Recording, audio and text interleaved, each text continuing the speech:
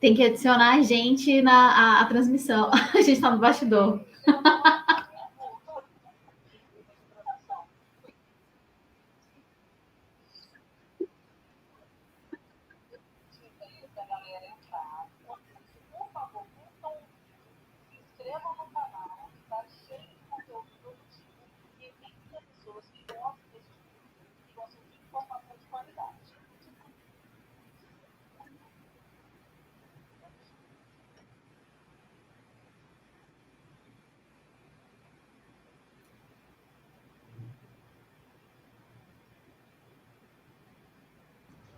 Oi, Ana, tá me ouvindo? Eu não consegui te ouvir aqui pelo YouTube.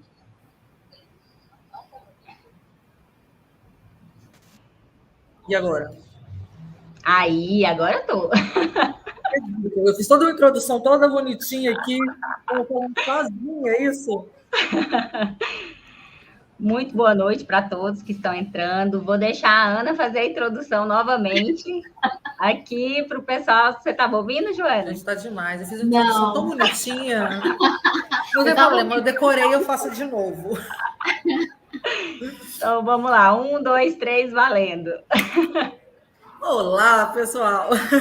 Sejam todos bem-vindos a Papo de Investidoras. Meu nome é Ana Virgínia e hoje, eu, juntamente com a Daniele Porto e com a Joana Lustosa, vamos falar sobre investimentos, sobre 3 modalidades, pouco conhecidas entre os investidores iniciantes.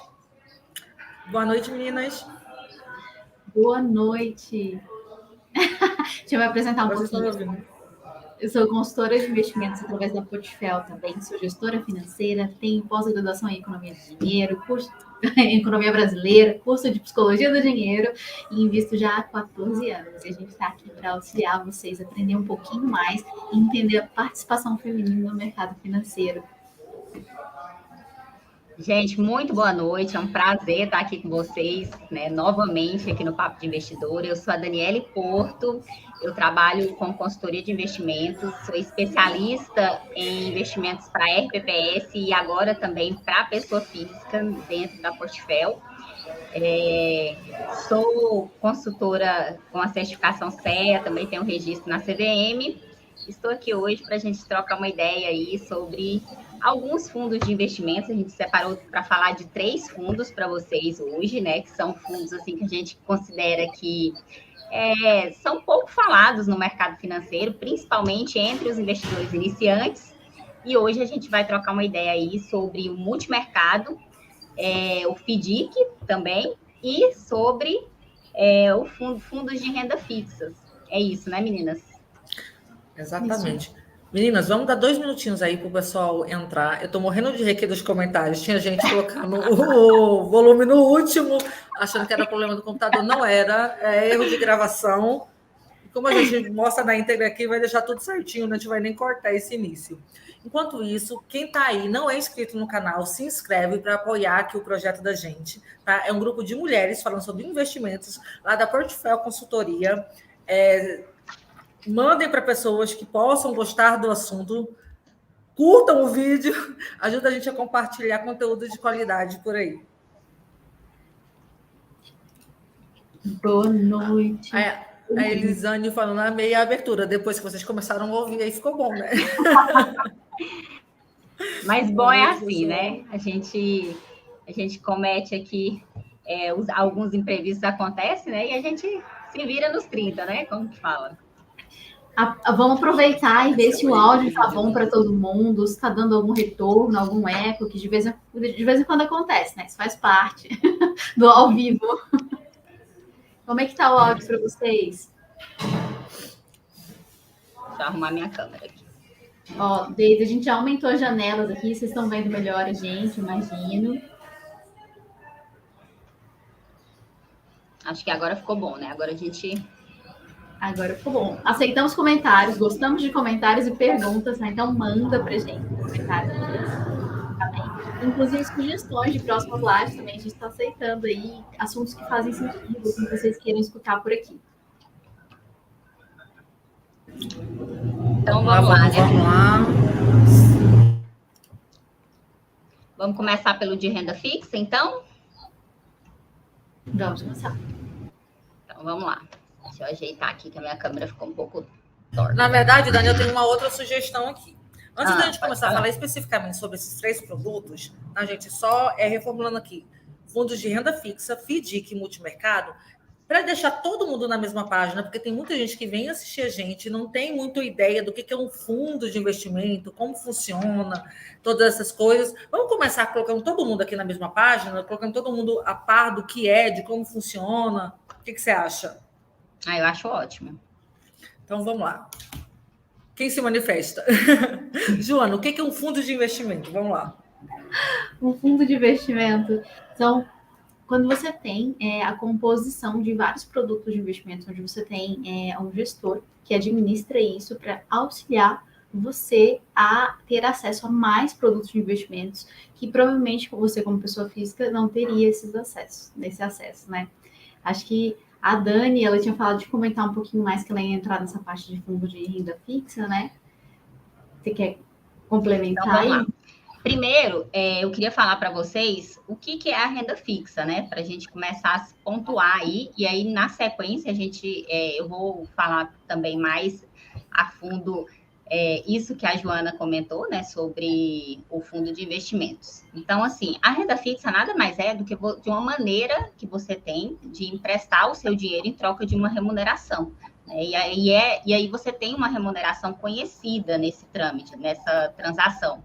E esse empréstimo do seu dinheiro ali você pode fazer para uma instituição bancária, você pode fazer para o governo ou para uma empresa, tá, gente? Então, assim, o fundo de investimento nada mais é do que juntar esses tipos de investimentos que são feitos através desse empréstimo do investidor para um financiamento de receita desses tipos de entes, né, digamos assim.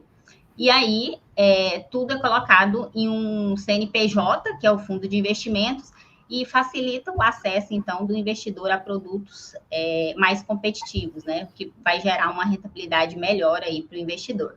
Então, basicamente, os fundos de renda fixa, eles têm esse conceito inicial, só para a gente começar a falar um pouco mais sobre isso, né? E aí ele segue um indicador, que pode ser o DI, né? Geralmente, por exemplo, os fundos mais conhecidos hoje que a gente tem são os fundos simples, eles seguem o benchmark dele, que é a referência dele é o DI. E pode ter outros tipos também, né? Tem os tipos de inflação curta, que a gente vai falar aqui um pouco, que aí tem um indicador de referência dele, que pode ser o IMAB5, por exemplo. E são fundos, geralmente, para investidores mais conservadores, tá, gente? Mas isso não significa que o fundo é conservador, tá? Em alguns momentos, pode ter fundos de renda fixa com uma estratégia um pouco mais arrojada do que um fundo simples. Então, o fundo simples, que é esse que eu falei para vocês, inicial, é o fundo indicado para uma reserva de emergência, por exemplo, que é um fundo que tem lá na nomenclatura dele o nome simples. Vocês estão entendendo, gente? Estou falando muito rápido? É estranho, né? Abrindo aqui só uma descontração. É estranho fazer live aqui para o YouTube e gravando também aqui no Instagram.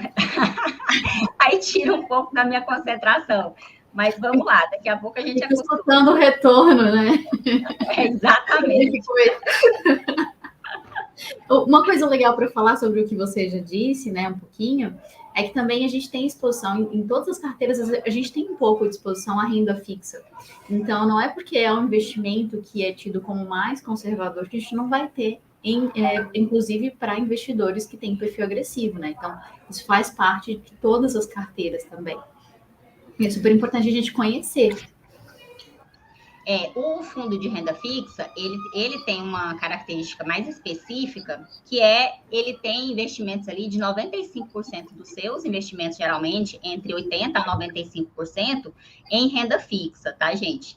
Então, assim, não significa que ele não vai ter outro papel lá dentro, ele vai ter, mas é num percentual menor, né? Então, assim, o renda fixa simples, que é esse que eu falei para vocês, eles têm, pela legislação, né, que investir ali 95% desses papéis, por exemplo, ligado mais ao Tesouro Selic, né? Então, são papéis mais conservadores. Então, é importante a gente entender que Não é porque um fundo é renda fixa que ele vai ser conservador, 100% conservador. Então, é importante um acompanhamento de um profissional para fazer essa seleção de fundos para vocês, tá?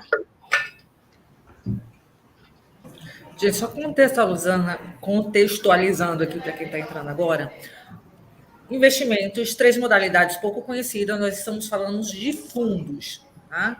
Então, assim, primeiro, o que são fundos? São instituições ali que são formadas para poder comprar vários tipos de títulos de ativos e colocar ali dentro de um conjuntinho, e eles vendem aquele conjuntinho para vocês que vão entrar numa corretora e vão comprar. Não é a ESMO, a gente tem administrador, a gente tem gestor, a gente tem uma série de figuras ali que a gente pode até falar mais para frente, tá?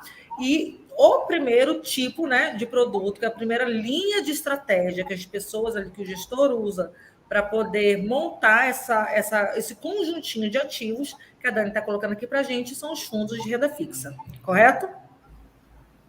Só contando outra parte muito importante aqui, gente, todo quanto é tipo de investimento, ele possui os seus riscos. Então, não é porque é renda fixa que não vai ter. Não é isso, Dani? Exatamente. E complementando isso daí, gente, vocês podem, inclusive, me interromper a qualquer momento, tá? A gente vai aqui, é um bate-papo mais informal para a gente trocar essa ideia, né? Vocês podem, inclusive, devem, inclusive, aproveitem. É a chance de vocês tirarem todas as dúvidas de vocês. Agora eu já estou me soltando, já estou ficando mais soltinha, já dá para falar mais tranquilo agora. Gente, se a rainha das lives não estava solta até agora, o que será de nós? Ai, gente, vai nessa. Ai.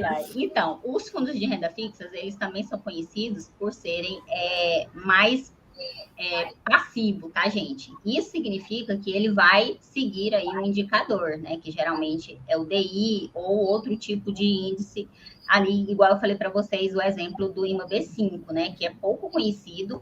Hoje eu trouxe de exemplo para vocês, né? Principal, o Fundo Simples, que ele começou a ser conhecido depois, agora que a gente teve esses aumentos de Selic, então ele voltou, né, a ser muito comentado entre os investidores iniciantes, mas a gente tem outros fundos como esse que eu te falei, que é o de inflação curta, tá? Então, assim, uma coisa que é importante, que eu quero dar essa dica para vocês, quando vocês forem escolher um fundo, analisa a nomenclatura do fundo, porque pela nomenclatura a gente já consegue fazer algumas identificações ali do tipo de fundo que é aquele fundo ali que a gente está analisando, tá? Então, por exemplo, o de inflação curta significa que ele tem ali papéis, né, do Tesouro, ou papéis também privados, debêntures, alguma coisa assim, com vencimentos até 5 anos. Então, isso é importante falar. Só para vocês já pegarem esse insight aí também, tá?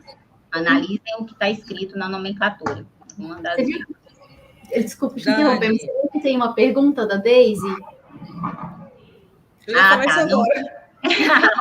Vamos ver aqui. Qual é a vantagem de investir via fundo simples ao invés de diretamente no Tesouro? Tá, vamos lá. Qual que é a vantagem? Eu vou falar das vantagens e vou falar também da desvantagem, tá? Uma das principais coisas como profissional que eu observo de dificuldade para o investidor às vezes, abrir uma conta na corretora e fazer o seu primeiro investimento em tesouro fora do banco, por exemplo. E o fundo simples, a gente consegue indicar ele para os clientes dentro da própria instituição que ele usa. Ele é um fundo mais comum, mais fácil ali de ser acessado, tá? Então, assim, eu considero essa uma dos pontos de investimentos interessantes para o investidor sair da poupança e conhecer outros tipos de investimentos. Só por isso daí já é interessante, porque ele vai ter uma rentabilidade muito parecida com a do Tesouro, até porque a maioria desses fundos simples, eles já tem taxa de administração zerada, tá, gente? Então, é importante você ver, igual a Ana tinha falado no começo, para a gente falar de algumas coisas que são comuns a essa categoria de investimentos, que é fundos, né? E uma dessas coisas é a taxa de administração, tá?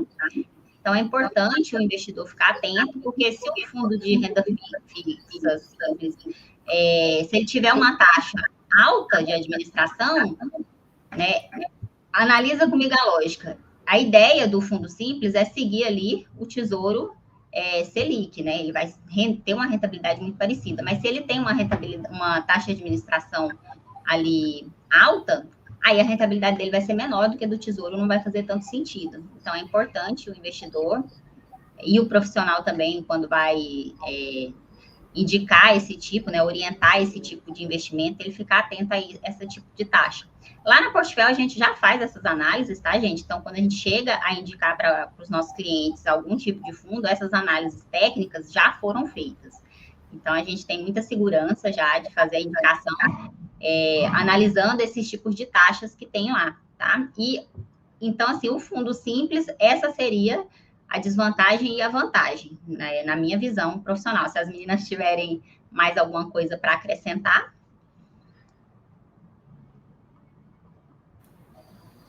Não, o básico do básico do básico, eu acho que é deixar aqui bem claro que não é só você chegar lá, olhar para um fundo ou ver algum guru da internet, né? Porque a gente hoje tem informação à torto e à direito aí para todo quanto é lado, mas nem sempre é informação de qualidade, e achar que você vai lá comprar um fundo que vai estar livre de risco, ou que aquele fundo ele é ideal para o seu tipo de perfil, porque a gente tem que prestar muita atenção nisso também, né, Dani? No perfil do investidor, quando você vai fazer qualquer tipo de alocação na sua carteira. E isso é eu acho que é um dos principais pontos que a gente olha ali na Portfel, é realmente o suitability. Ai. Hoje vai ser o dia dos erros de gravação. Quem sabe faz ao vivo, né? Vamos lá. Vou mutar aqui só a conta do barulho. Complementa para mim, Dani, fazendo um favor, sobre o perfil do cliente. Tá, vou complementar aqui, que é assim, a gente raciocina mais ou menos igual, né? Então, uma começa, a outra termina. Mas o que a Ana está falando é que o fundo de investimento, quando um cliente entra para a nossa base de clientes, a gente analisa o perfil daquele cliente, se ele tem mais apetite a risco ou se ele tem menos apetite a risco. E o fundo que a gente seleciona para aquele cliente, ele está ligado, né, extremamente ligado ao objetivo que o cliente quer e também ao perfil de investimento, né? Então, esse fundo simples, por exemplo, que a gente estava conversando, ele é um fundo voltado para investidores conservadores. Consequentemente, a rentabilidade dele também vai ser menor do que outros tipos de fundos que a gente vai falar ainda hoje, tá, gente? Então, cada pecinha dessas que a gente falar aqui, né, cada ativo, ele tem um lugar na carteira de investimento que a gente, inclusive, vai fazer uma outra live para falar para vocês, né, sobre a carteira de investimento, composição da carteira de investimentos. Então, é importante a gente entender hoje um pouco do conceito em si, tá? E para colocar todo mundo na mesma página, igual a Ana falou, eu vou complementar o seguinte, que quem compra cotas de um fundo, né, ele é cotista, tá, gente? Ele tem cotas ali daquele fundo, e aí, de vez em quando, a gente vai usar essa palavra aqui, né, que ele é um cotista, tá? Quem tem investimentos em fundo, ele é cotista, tá? Só colocando esse ponto para vocês. Com relação a essa questão de fundos também, né, a Daisy fez aquela pergunta lá atrás, eu não sei se você aprofundou tanto nessa parte, mas muitas vezes, por causa do volume de patrimônio do fundo, a gente tem acesso a papéis e produtos que a pessoa física não tem acesso. Então, algumas vezes, a gente tem esse benefício também. Por mais que a gente saiba que, né, se a gente for pessoa física, um valor pequeno, vale a pena do Selic, dependendo do volume de investimento, o volume de dinheiro, isso não faz tanto sentido assim. E aí você tem um gestor acompanhando e pegando esses produtos de investimento que tem, às vezes, um prazo diferente, tem uma rentabilidade diferente, tem uma segurança diferente, que isso você pessoa física, muitas vezes não consegue. Então, tem esse benefício também. Aproveitando isso que a Joana falou e colocando todo mundo na mesma página, toda hora eu vou falar isso, né? Colocar todo mundo na mesma página. Eu gostei dessa expressão. Mas uma coisa que também é importante a gente olhar quando entra num fundo, vai escolher um fundo, é sobre a liquidez desse fundo, tá, gente? Vai vir lá escrito assim, D+1, D+2, D+30. Então, aquilo ali significa, né, o prazo que você vai conseguir transformar aquela cota que você adquiriu do fundo em dinheiro, tá? Então, é importante a gente analisar isso também. E o fundo de renda fixa, ele não é só esse simples que existe, tá, gente? O simples é o basicão que eu falei aqui para vocês, mas a gente tem outros tipos de fundos, inclusive, esse fundo simples, por exemplo, ele é um fundo passivo, que ele vai seguir ali a taxa Selic, né? Ele não vai dar muito diferente disso, mas a gente tem alguns fundos também que são ativos. Esses são passivos, né? Eu acho que eu falei certo. E o outro, ele é ativo, que ele busca ali superar o benchmark, né? Que é o que ele se propõe também.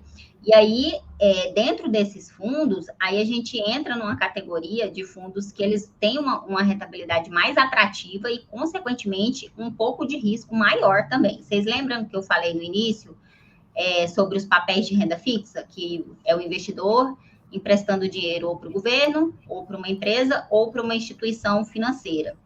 Tudo isso muda o tipo de risco do papel também, que vai entrar dentro da carteira do fundo. E um papel muito importante que o gestor tem é de selecionar esses papéis ali, né, que o gestor vai fazer a escolha do que tem dentro do fundo. E, às vezes, o investidor não tem conhecimento suficiente para fazer essa diversificação da carteira. Então, um ponto muito bacana do fundo é essa diversificação de papéis dentro ali do fundo para buscar uma rentabilidade, tá? Isso é importante também. Pegando o gancho aí, a gente tem uma perguntinha aqui que daqui a pouco eu vou trazer para você, mas a frase da live que é trazendo todo mundo para a mesma página, vamos deixar bem claro aqui para quem está entrando, entende muito pouco de investimento, qual é o papel do gestor, do administrativo do fundo e do custodiante. Vocês estão me ouvindo, gente?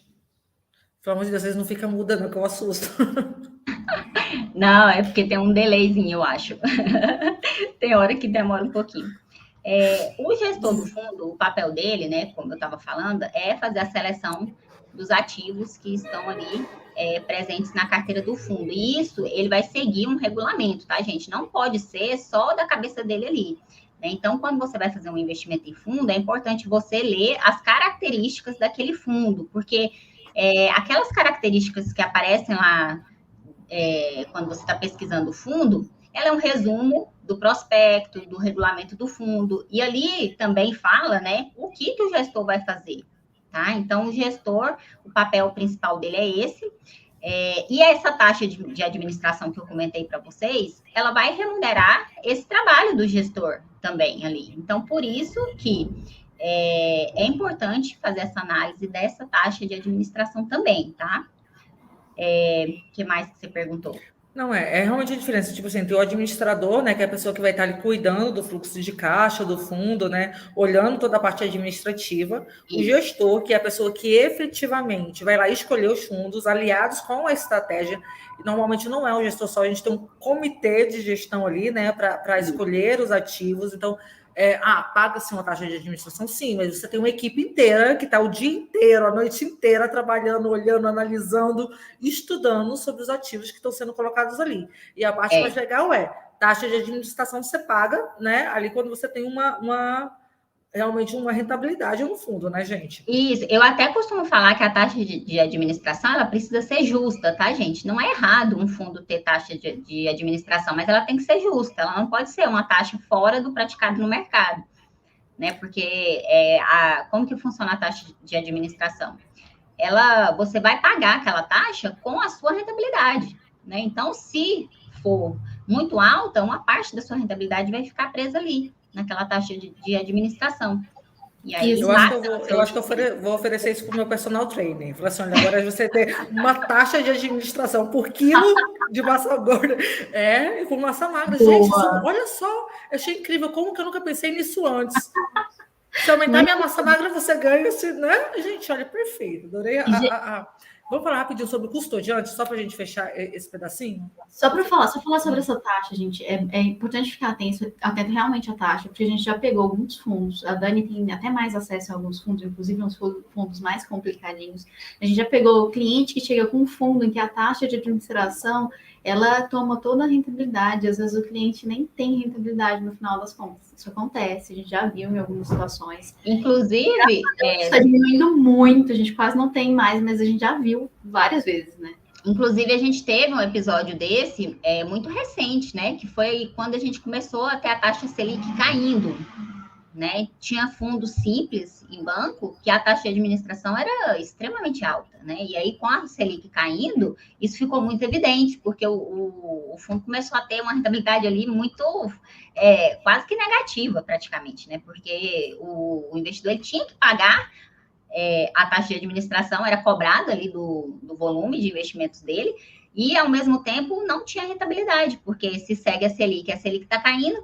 Então, aí, principalmente em bancos, tá, gente? Em bancos tradicionais, a gente teve esse problema. E aí, com a chegada das corretoras e a competição aí entre bancos e corretoras, os bancos foram obrigados a zerar essas taxas, porque as corretoras começaram a trazer produtos com taxas mais atrativas. Então, isso que você falou é importante lembrar desse episódio que foi recente, né, que a gente teve antes da pandemia. Daí a importância de ter um profissional qualificado cuidando da sua carteira para você e atentando quando esse tipo de coisa acontece. Entendeu? É aquilo que a gente sempre fala, né? Olha, cada um é especialista naquilo que gosta de fazer, né? O que faz porque gosta, enfim. Agora, imagine, um médico ter que ficar parando cirurgia ali no meio do negócio para poder se preocupar se a taxa está subindo, se a taxa está subindo, se a taxa de administração dele está acompanhando, como é que está funcionando isso, né? Não querendo puxar a sardinha, mas já puxando. Gente, custodiante para fechar. O que o custodiante faz? Vocês estão me ouvindo? O custodiante faz a custódia dos papéis, né? Então, ele é só mesmo ali uma figura para você ter... É como se fosse a lojinha, né? Como se fosse a lojinha, a prateleira, né? Então, o custodiante, ele está ali para te apresentar os produtos. Basicamente, é isso. Tanto gente, uma coisa que é importante falar, que o fundo de investimentos, eles não têm o fundo garantidor de crédito, tá? Por que eu estou falando isso? Porque essa questão do custodiante, ela pode ser mudada. Então, um fundo hoje ele tem um custodiante, amanhã ele pode ter outro, tá? Se acontecer alguma coisa com aquela instituição.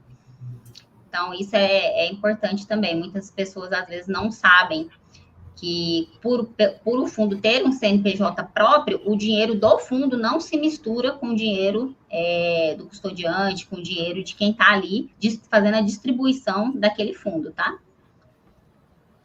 Tá certo, então vamos lá. Vamos compilar um pouco as informações recebidas até agora, certo? Um fundo de investimento, ele não é um fundo de uma ou duas pessoas só, existe uma série de pessoas ali trabalhando com o mesmo objetivo.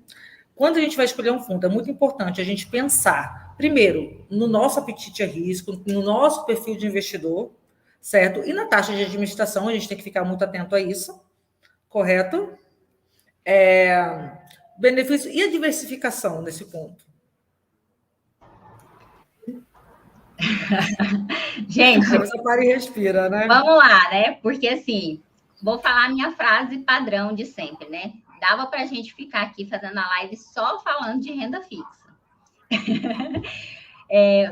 Baseado nisso, gente, o que acontece? A diversificação do fundo de renda fixa, ele envolve os papéis de renda fixa. Então, lembra que eu falei para vocês que tem um fundo simples, que tem 95% do patrimônio ali do fundo, ele tem que ser investido em Tesouro Selic, alguma coisa nesse sentido.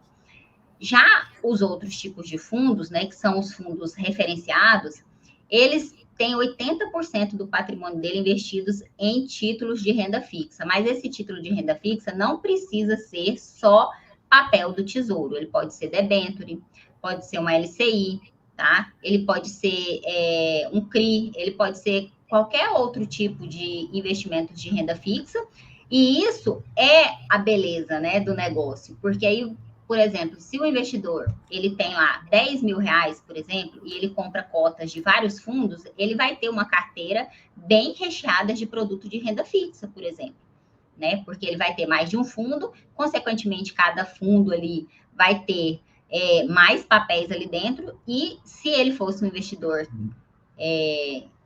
que preferisse investir num CDB, por exemplo, ele teria menos diversificação. Então, ele teria uma cesta de produto ali menor para ele investir. Consequentemente, ele teria um risco mais concentrado num só ativo, né?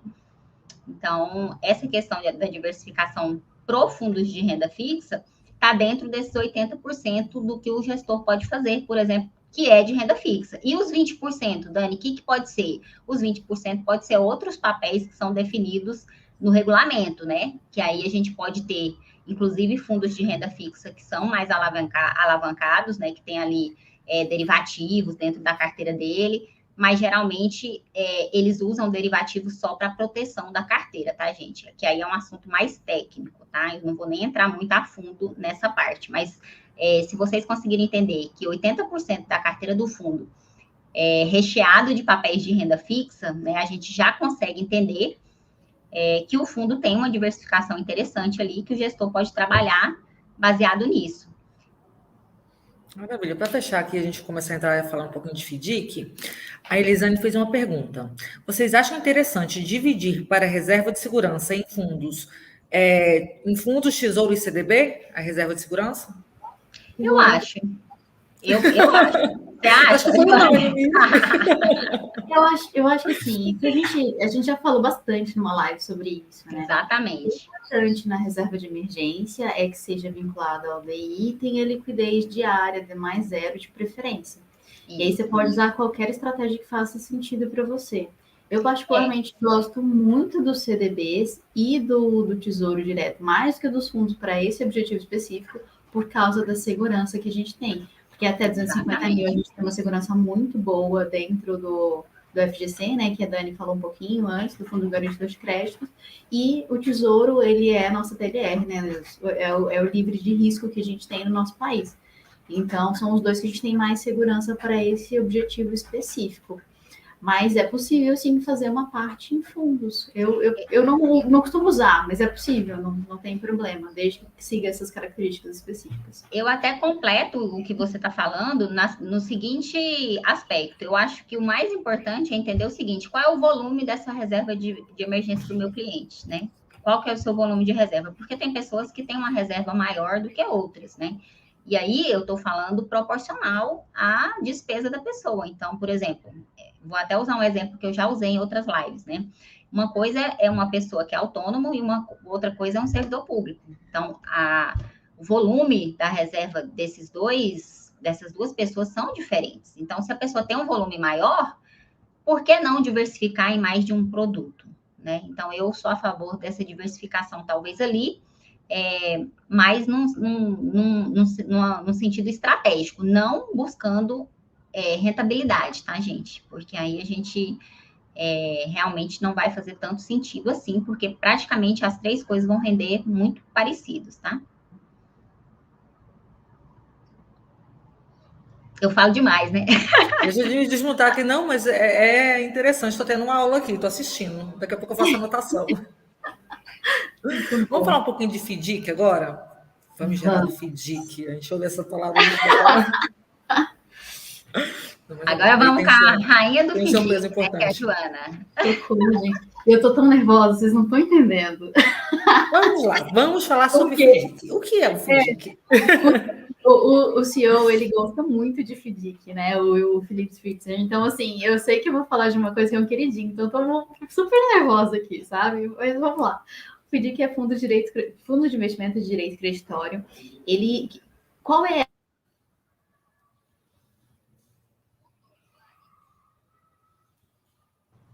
Mutou, nem vi. Então, qual é a grande sacada do FDIC? Qual é o que eu acho que é tão interessante, né? Ele proporciona liquidez a setores específicos da economia. Então, o que é isso? São fundos também de papéis, né? Então, são fundos de recebíveis. Quem não conhece recebíveis, quem tem empresa que fala assim, nossa, eu vendi para X pessoa e eu vou receber parcelado aí durante os próximos 2, 3 anos. É isso que são os recebíveis, é isso que são os direitos creditórios. Então, o fundo basicamente é composto por papéis desse tipo, né, dessa categoria, e pode ser de diversos fatores. Então, setores. Pode ser de diversos setores. Então, assim, uma coisa que a gente percebe, por exemplo, uma fintech, as fintechs, elas usam muito dos direitos creditórios para ter liquidez, né? Porque algumas não têm acesso a CDB, ainda não tem estrutura suficiente para montar CDBs como a gente monta no banco. Então, assim, a gente tem uns exemplos, por exemplo, o Nubank que utilizou, que é o mais conhecido, acredito, um dos mais conhecidos das fintechs, ele utilizou por muito tempo essa estratégia para gerar receita, né? Para poder fazer empréstimo para pessoas físicas que têm menos capacidade, menos relacionamento com bancos, menos capacidade financeira. Então, assim, é uma forma de injetar liquidez na economia, isso é muito legal, isso faz gerar economia, faz funcionar bem, e é uma forma de ganhar dinheiro também para gente que é investidor, isso também é muito bom, né? O outro lado também faz muito sentido. E aí, assim, por que a gente decidiu trazer o FDIC para essa live? Porque agora está surgindo, né, a hipótese do FDIC abrir para pessoa física, para investidor comum. Gente, vocês estão vendo como eu estou nervosa, né? Desculpa aí, Deus. Para abrir para o investidor comum, né? E porque hoje ele é só para qualificado e até tem um aporte mínimo que, dependendo do patrimônio, ele é um pouquinho mais suado, digamos assim, que o aporte mínimo costuma ser R$ 25.000. Por que eu falo isso dependendo do patrimônio? Porque o FDIC, ele também é uma linha, né? É uma das estratégias, e ele não pode compor uma grande parte da sua carteira, muitas vezes, por causa do nível de segurança, né, que a gente tem. A gente tem, como ele trabalha com recebíveis, ele tem, né, geralmente a gente trabalha com fundo. É muito difícil o investidor ir lá e aplicar ele mesmo, né, em algum produto que tenha a ver com direito creditório por causa dos riscos assumidos. A gente tem vários fundos que fazem uma diligência incrível para que a gente possa aplicar nesse tipo de produto com maior segurança e com uma rentabilidade muito boa. Inclusive, a rentabilidade média do FDIC é um pouco mais alta do que a média dos CDBs, exatamente porque tem um pouquinho mais de risco aí. Qual a diferença entre investidor qualificado e geral? Investidor geral é que tem até 1 milhão. A partir de 1 milhão é qualificado, abaixo de 1 milhão é geral, a partir de 10 milhões é profissional. Essa característica geral, é claro que tem as características dos profissionais de mercados, que eles também se enquadram aí. Se você é um profissional do mercado, você é investidor qualificado. Se você é um profissional do mercado vinculado a alguma instituição financeira, trabalhando, né, lá com o CVM, você é um investidor profissional. Essa é a diferença. Vamos lá, gente, perguntas. Falei um monte também. Tá mutado o seu. No YouTube. Mas vai dar certo no final das contas. Vai perguntas aqui. Vamos introduzir um pouquinho aqui, até pela questão do tempo também, para não ficar uma live muito longa, né? O multimercado, que é um fundo, é um tipo, né? Uma característica, uma espécie de fundo, a natureza de fundo, que a gente ouve falar muito, tá, gente? Então, assim, sendo bem simples na colocação, o multimercado é um fundo que investe em diversos mercados, tá? E ali dentro dele a gente tem diversas subdivisões, tá? Porque, por exemplo, um fundo macro, ele vai levar em consideração para a formação da estratégia o quê? Informações macroeconômicas. Então, tem vários fatores que são levados ali em consideração, e aí você tem renda variável dentro dele, tem renda fixa dentro dele, tem moeda estrangeira, você tem tudo ali dentro desse macro. Tá? Aí você tem fundos de investimento também multimercado, que já são fundos mais voltados para ganhar dinheiro na compra e venda de títulos, e você tem fundos de mercado que são ali multimercado. Como é que eu vou... Oi? Estão me ouvindo? Estamos. Então tá. O fundo multimercado é realmente aquele que leva em consideração que investe em diversos tipos de mercado diferentes, renda fixa, renda variável, câmbio, e aí a gente tem aí o... Ai, gente, me faltou o nome agora. Que 40% dele tem que ser em capital estrangeiro? Cambial. Cambial. Não, só é cambial, né? Só me faltou a palavra, mas enfim. Você tem um cambial, que 40% dele é em renda estrangeira, você tem um macro, que aí você vai ter renda variável, renda fixa e diversas outras coisas dentro dele, analisando características realmente macroeconômicas. Você tem fundos que estão ali ganhando dinheiro na compra e venda, e qual é o principal fator, a principal característica que você tem que analisar diante disso? Realmente o seu perfil de investidor.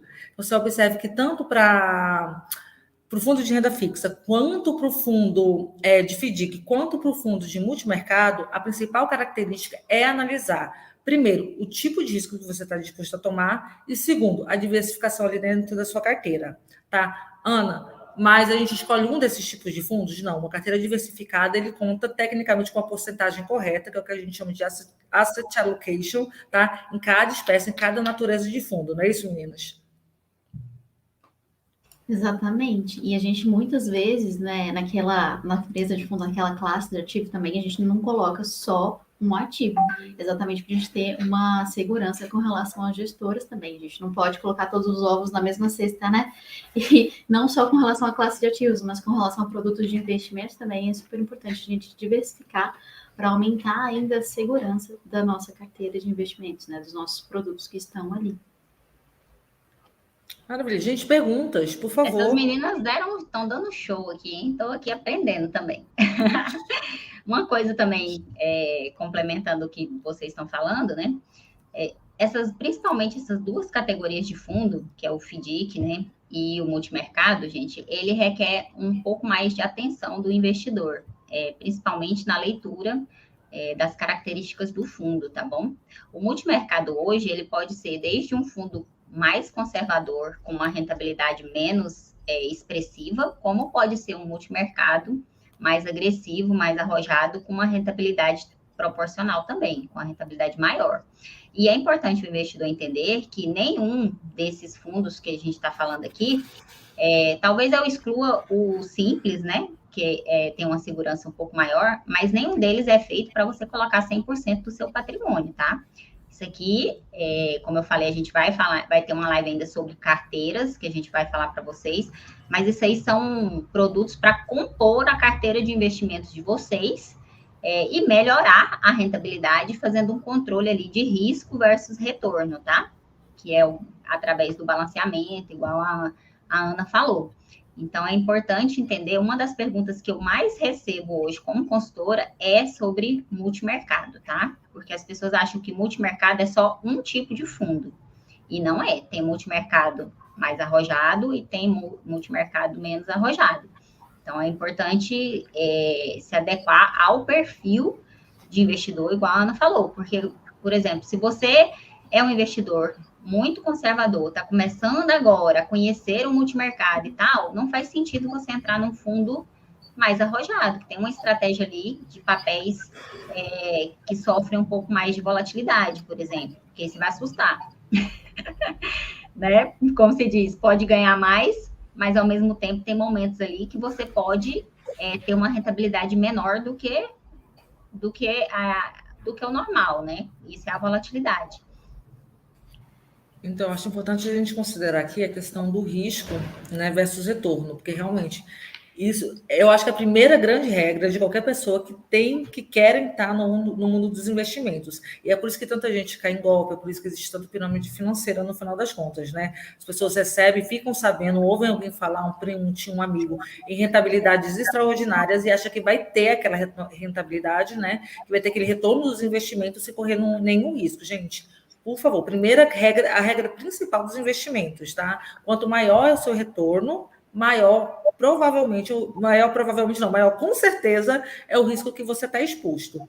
E aí eu queria aproveitar nessa parte do multimercado, que a gente está falando do fundo cambial, né, que tem essa parte em títulos estrangeiros, para a gente colocar a importância aqui para o pessoal de também se investir, para quem tem um apetite maior a risco, né, para quem está ali no perfil mais do moderado ali para cima, de se investir em moeda estrangeira. Quem quer falar sobre isso? É super importante investir em outras moedas, inclusive, né? Não só quem é moderado e arrojado, mas quem é conservador também, para a gente proteger, porque a gente considera, principalmente o dólar, né? A gente utiliza principalmente o dólar como moeda estrangeira principal. E a gente fala que a gente tem que dolarizar o patrimônio para proteger cada vez mais. Mas por uma série de condições, né? A gente acredita que é importante também ter um patrimônio considerável em real, porque a gente está no Brasil, a gente gasta, né? E a gente tem diferença cambial e tal. E aí, como é que a gente enxerga a exposição ao dólar? A gente enxerga mesmo como uma parte da carteira que vai diminuir o risco sistêmico do Brasil, né? Então, isso é super importante ter essa exposição. Você quer falar um pouquinho mais, Dani? Não, acho que é isso mesmo que vocês falaram. Talvez eu completaria, né? Falaria um pouquinho mais sobre o FDIC, só na questão mesmo do fundo de recebíveis, né? Que os papéis ali passam por uma securitização. Então, é importante também o cliente analisar essa parte também. Se a gente for analisar o FDIC e o multimercado, os dois são fundos muito interessantes para compor uma parte da carteira, justamente para buscar uma rentabilidade mais atrativa no longo prazo, tá, gente? Porque aqui a gente está falando desses tipos de investimentos pensando sempre em longo prazo. A gente não está pensando em você entrar no investimento e sair amanhã, por exemplo. E um ponto que eu estava até estudando sobre o FDIC, que eu acho importante falar aqui, uma coisa que me chamou muita atenção é que os fundos de FDIC, eles têm que ter uma atenção especial e por isso eles são para investidores qualificados. E um fato que me chamou a atenção foi da cotização deles, tá, gente? Tem fundos aí de FDIC que você só consegue resgatar depois de 1 ano, depois de 2 anos, tá? Então, assim, não é fundo que você vai entrar e vai sair rápido. Então, é importante você analisar esse tipo de coisa também, sem contar que existem fundos de FDICs que são fechados, tá? Por isso que eles são, hoje, né, a gente tem uma legislação aí que só pode investir nele investidor qualificado justamente por isso, porque entende-se que o investidor qualificado, ele tem mais grana para aguentar mais ficar dentro do fundo. Por isso que ele é qualificado, porque ele tem mais de 1 milhão declarado que está investido, né? Declarado é que ele assina o termo falando que ele tem mais de 1 milhão no mercado financeiro. Essa questão, desculpa te interromper. Não, era isso. Essa questão de investidor qualificado e profissional, gente, o objetivo principal dele é proteger o investidor de investimentos que ele não sabe quais são os riscos e que ele vai acabar tendo problemas sérios, né? Quando a gente fala de FDIC, a gente tem várias estruturas, inclusive a gente considera o FDIC, o pessoal faz muita comparação de FDIC e debentures, né? A gente considera o FDIC muito mais seguro que debentures por causa das estratégias que tem de proteção para esse investidor. Mas a liquidez, realmente, geralmente uma liquidez que é muito baixa, você vai resgatar de acordo com o plano ali de investimento daquele fundo de investidor, daquele fundo de investimento, né? E aí tem outra coisa também que eu acho legal falar, é com relação às cotas, né? Tem 2 tipos de cotas, que é cota, tem 3, na verdade, né, geralmente. E assim, você tem que entender como é que funciona essa proteção, porque uma cota acaba protegendo a outra, né? Geralmente, as cotas que são as cotas sênior, são as cotas que são mais protegidas, elas estão disponíveis ao público, e as outras cotas, elas ficam dentro do operacional do fundo, né? Gestores do fundo acabam assumindo essas cotas, porque se tiver algum problema de insolvência, né, não conseguir pagar, quem acaba recebendo esse prejuízo é quem fica com essas outras cotas aí. E aí, quem é da cota, que tem a cota sênior, tem essa proteção. Por isso, a gente considera também que tem uma proteção maior, tá? Então, assim, realmente é um investimento bem mais complexo, diferente do que a gente é acostumado a ter à disposição do investidor comum, exatamente por causa desse nível de risco. Mas tem produtos muito bons. E aí, mais uma vez, né, a fala da Ana se torna muito presente nesse momento, que é procure um profissional para te ajudar a escolher um bom FDIC, um bom fundo, tanto de multimercado quanto o FDIC, né? E montar uma carteira exatamente porque a gente tem essa diferença de classes de ativos, a gente tem uma exposição a diferentes classes de ativos, em que a gente consegue diminuir o risco geral da carteira por causa de exposições específicas dessa carteira. Então, às vezes você tem muitos produtos bons, mas que estão com uma exposição muito idêntica aos riscos, então você acaba assumindo mais risco desnecessário, às vezes até com uma carteira com produtos bons. Então a gente consegue diversificar bem também e diminuir esse risco, principalmente o risco sistêmico, que a gente fala bastante. Hoje mesmo o Felipe falou sobre isso, né? Foi hoje. A gente assiste tanta coisa do Felipe, né? A gente estuda tanto com o Felipe que fica até difícil a gente saber em qual das falas dele que isso ficou presente, ou na maioria delas, pelo menos, porque ele bate muito nesse ponto. Mas, assim, trazendo aqui a colocação dele, ele ficou muito claro para mim na minha cabeça agora, ele falando sobre às vezes você tomar um risco maior por conta de uma rentabilidade e ter a mesma rentabilidade em um produto que você tem um risco menor. Então é importante a gente considerar muito isso, né? Às vezes você está tomando um risco altíssimo por um retorno que você teria correndo menos risco em algum outro tipo de produto. E aí é por isso tão importante você ter essa análise criteriosa, você ter todo um suporte por trás que ajuda você a considerar isso e analisar isso. E quando você contrata um consultor de investimento, você não está contratando só a Joana, você não está contratando só a Dani, você não está contratando só a Ana. Você está contratando todo... A Joana rindo, eu falei, gente, meu áudio está mutado. Não, é porque eu já vi muitas pessoas, gente... Deixa eu terminar aqui. Quando você contrata um consultor, né? Mas a gente está falando de consultores de empresas sérias, pelo amor de Deus, porque tem muita coisa no mercado.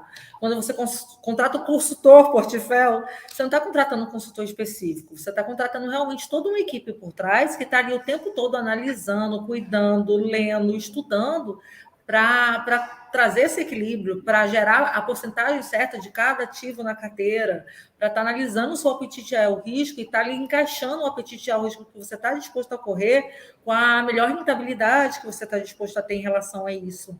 E, assim, só para fechar a fala anterior da Joana também, em relação a os fundos são para investidores qualificados, realmente por conta da proteção do investidor ali, sim, mas eu acho que também vai muito, e eu queria que vocês pontuassem isso a respeito, um pouco da falta de educação financeira realmente do brasileiro em relação a isso, porque você vê que se é qualquer tipo de notícia especulativa, o negócio despenca, né? Porque todo mundo sai arrancando dinheiro da bolsa sem entender. Deixa eu só fazer Eu vou contar para ele. Deixa eu só fazer um comentário sobre o que você falou. E o pior é assim, que eu lembrei de uma situação e que não tem nada a ver com o que você falou e tem tudo a ver com o que você falou ao mesmo tempo, né? O pessoal usa muito a fronteira de Markowitz, que é isso que a Ana falou, né? A melhor rentabilidade com o menor risco para vender COI. E COI é um produto muito ruim, gente. E aí, com ela falando, eu fui lembrando, assim, de uma proposta que um cliente me mandou, assim... Eu tenho vontade de mandar trancar umas pessoas por conta de COI. Não vou nem citar nomes aqui. Gente, e aí eu falo assim, gente, cuidado, né? Qual é o meu pensamento? O que eu precisava falar, né? Gente, cuidado, que às vezes as pessoas têm uma teoria boa para te empurrar produto ruim. Infelizmente, eu já vi isso acontecer demais. E na hora que a Ana foi falando, ela estava falando de uma coisa super importante. E na hora eu lembrei do discurso, assim, que eu vi, eu fiquei, meu Deus, que coisa horrível. Agora eu entendi o porquê da sua risadinha, Joana, tá? Isso foi maldade. Mas faz essa pergunta de novo, Ana, desculpa. Não, sim, eu queria pontuar exatamente... Nossa, me fez uma coisa horrorosa. Mas vamos lá, queria pontuar exatamente isso. Primeiro, realmente, a questão de você enquadrar as coisas, de você realmente contar com profissionais qualificados que tenham tempo, que tenham bagagem técnica para estar ali avaliando isso para você. E segundo, eu estava falando sobre assim, essa questão do investidor qualificado para a maior parte dos fundos, principalmente para o FDIC, né? Quando a gente fala, ok... em relação só à captação de dinheiro, não em relação só a isso. Protege o investidor? Protege. Mas a impressão que eu tenho é que isso está muito ligado também a um pouco de falta de educação financeira, porque, como eu falei, se é qualquer tipo de notícia especulativa, a pessoa vai lá e corre e tira dinheiro, sem entender que se ela não realizar prejuízo, tecnicamente, se for um fundo confiável, se for uma empresa confiável, está tudo certo. Né? Só esperar um pouco ali, analisar o que está acontecendo, ver o poder de recuperação, entendeu? Antes de tomar qualquer atitude. Então, tem essa questão, realmente, um pouco da falta de educação financeira e de estudar o produto antes de comprar o produto, para saber para onde o produto está indo, né? E o segundo ponto é a imobilização do dinheiro no fundo, que a gente não tem liquidez. Por quê? Porque os gestores também precisam entender que eles precisam ter a segurança de que vão ter aquele dinheiro para fazer as manobras necessárias durante determinado período de tempo.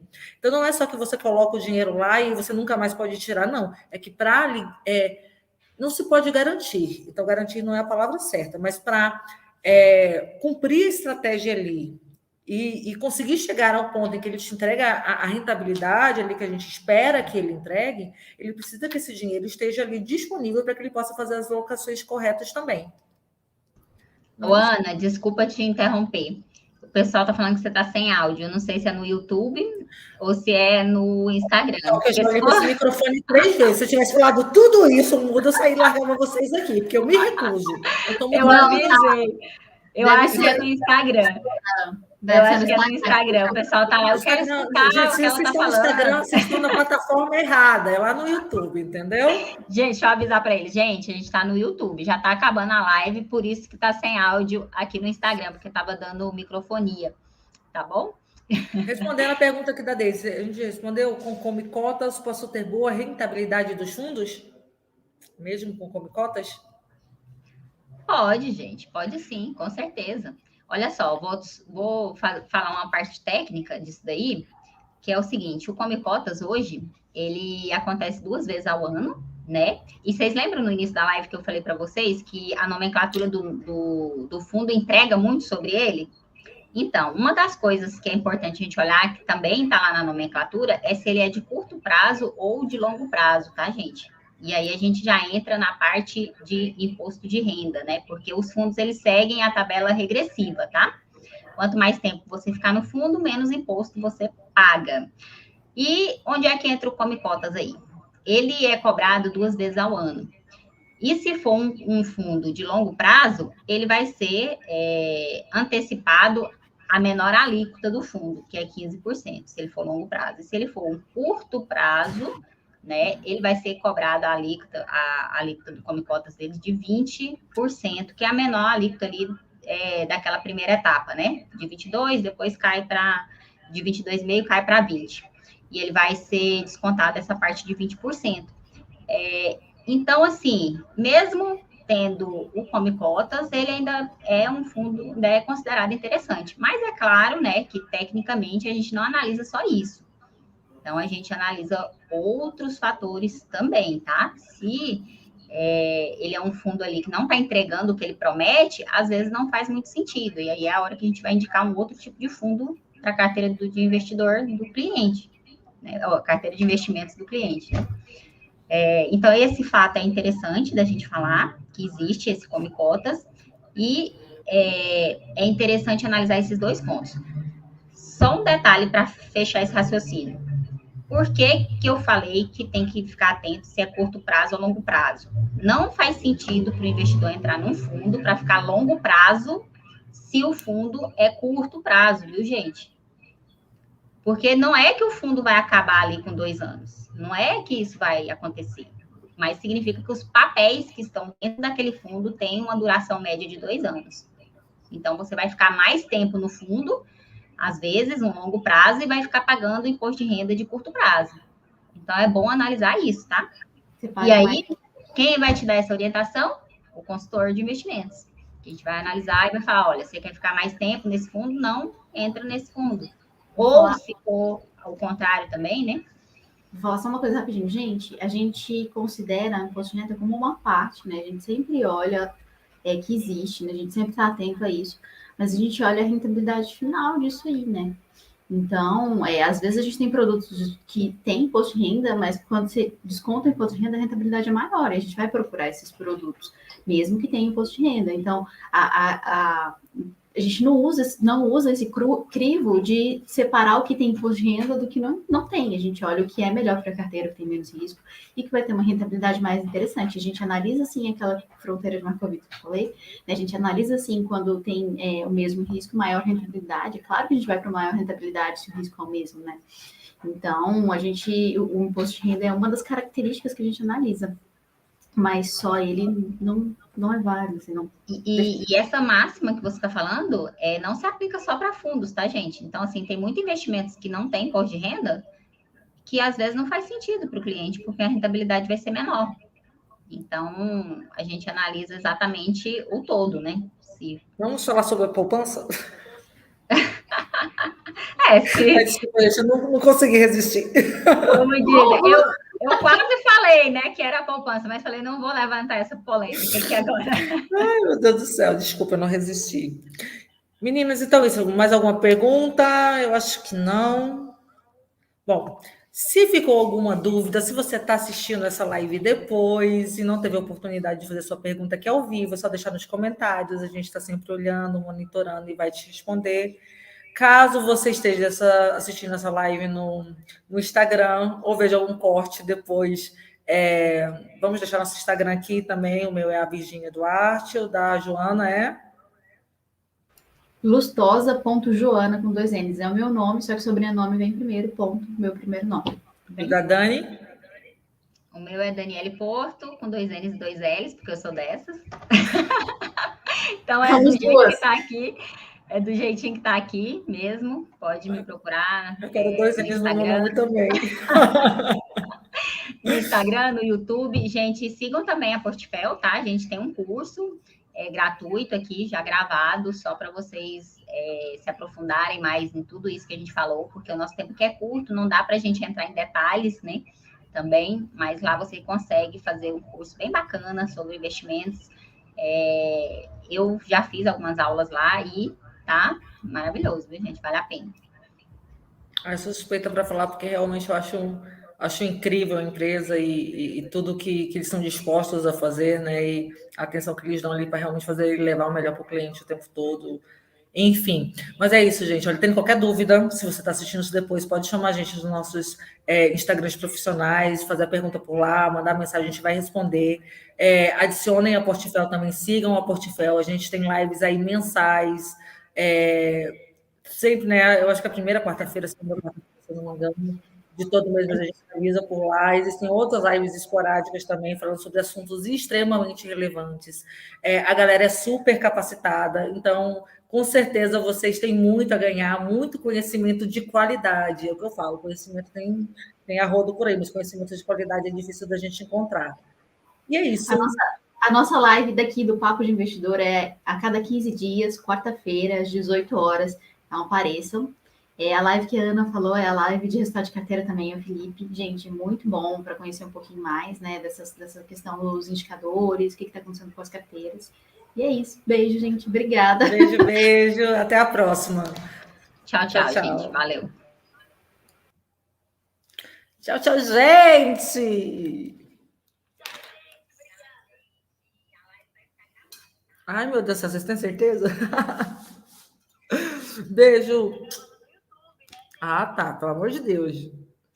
Tchau. Gente. Ah, tá. Pelo amor de Deus. Tchau. Tchau.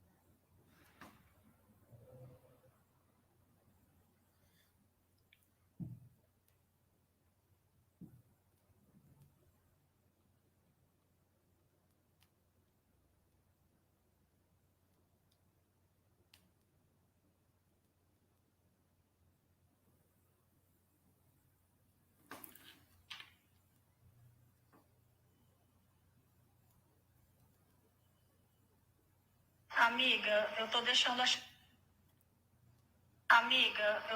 a chave aqui na portaria, viu?